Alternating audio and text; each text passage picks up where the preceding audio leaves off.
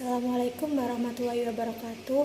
Perkenalkan, nama saya Sinta Puspa Maharani, NIM 210301150. Perkenalkan, nama saya Muhammad Kian Ramadhana Taurik, NIM 210301167. Kami dari kelompok 7 akan menjelaskan etika bisnis dari berbagai perspektif. Yang pertama, sistem pendekatan yang berhubungan dengan perspektif ajaran Islam dan perspektif ajaran non-Islam. Kedua perspektif tersebut akan menyoroti 3 sistem pendekatan, yaitu 1. Sistem etika teologi. Teori teologi berdasar ikatan pengambilan keputusan moral dengan pengukuran hasil atau konsekuensi suatu perbuatan. Teori teologi ini akan membahas diantaranya teori yang dikembangkan oleh Jeremy Bentham W.1832 dan John Stuart Mill W.1873 bahwa etika teologi mendasarkan pada konsep utility yang kemudian disebut utilitarianism dan teori keadilan distribusi atau keadilan yang berdasarkan pada konsep fairness yang dikembangkan oleh John Rawls. Yang kedua, sistem etika deontologi, yaitu menentukan etika dari suatu perbuatan berdasarkan aturan atau prinsip yang mengatur proses pengambilan keputusan. Bahasanya antara lain yang dikembangkan oleh Immanuel Kant dan teori virtue. Yang ketiga, teori hybrid merupakan kombinasi atau sesuatu yang berlainan dari teori teologi dan deontologi. Bahasan akan difokuskan antara lain teori kebebasan individu yang dikembangkan oleh Robert Nozick, etika egoisme dan etika egoisme baru, teori relativisme, teori hak, dan teori eksistensi. Perspektif dari ajaran Islam. Sistem etika Islam secara umum memiliki perbedaan mendasar dibanding sistem etika Barat. Pengaruh ajaran agama kepada model etika di Barat justru menciptakan elektronik baru, di mana cenderung merenggut manusia dan keterlibatan duniawi dibandingkan sudut lain yang sangat mengemukakan rasionalisme dan keduniawian. Sedangkan dalam Islam mengajarkan kesatuan hubungan antar manusia dengan penciptanya. Kehidupan totalitas duniawi dan ukrawi dengan berdasarkan sumber utama yang jelas, yaitu Al-Quran dan hadis. Ajaran Al-Quran penuh dengan kaitan antara keimanan dan moralitas. Islam mengembangkan ilmu-ilmu astronomi, kimia, dan matematika. Ilmu yang lebih dekat adalah pembahasan etika. Yang pertama, dasar falsafah etika dalam Islam. Etika bersama dengan agama berkaitan erat dengan manusia tentang upaya pengaturan kehidupan dan perilakunya. Islam meletakkan teks suci sebagai dasar kebenaran, sedangkan filsafat Barat meletakkan akal sebagai dasar. Substansi, enggan kemahakuasaan Tuhan, tanggung jawab manusia, dan keadilan Tuhan dan realitas keadilan di hari kemudian. Yang kedua, etika skriptual. Etika skriptual dapat diartikan sebagai sebuah etika yang berangkat dari interpretasi yang melibatkan aktivitas intelektual yang serius dan sungguh-sungguh terhadap nas Al-Quran dan sunnah Nabi. Sebagai etika utama Al-Quran dipandang mencakup 3 hal utama, yaitu hakikat benar dan salah, keadilan dan kekuasaan Tuhan, dan kebebasan dan tanggung jawab. Sumber.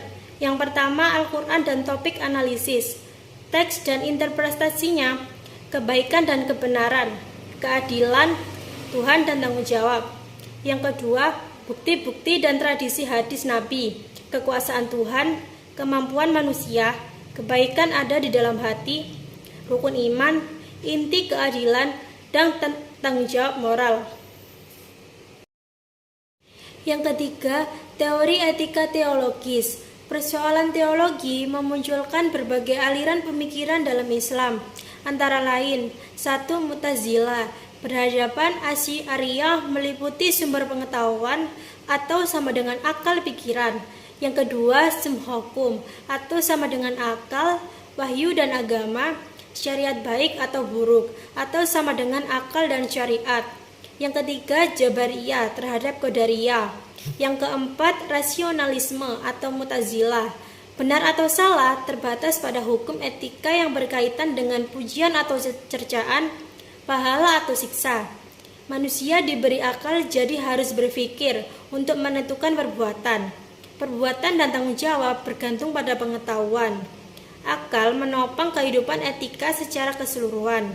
Benar atau salah diketahui lewat pengetahuan atau akal. Yang kelima, etika filsafat. Latar belakang pendapat mayoritas ahli-ahli Islam. Tidak ada mazhab etika dalam pemikiran Islam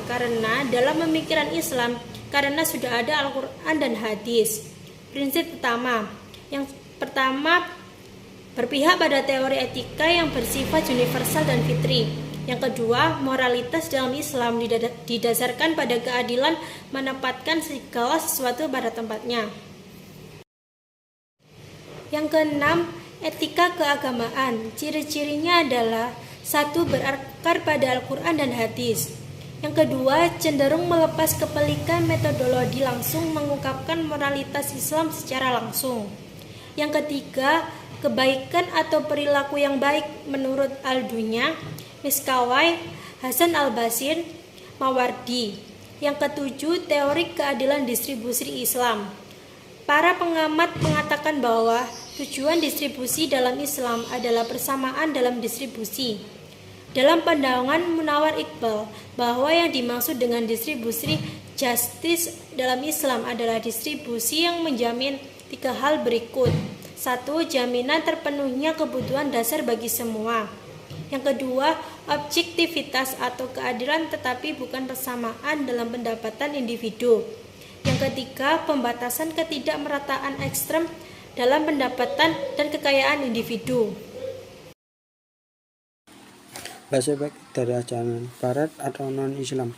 Yang utama, teori keadilan distribusi. Inti dari teori bahwa perbuatan yang etis bila menunjukkan keadilan distribusi barang dan jasa yang pada konsepnya fairness.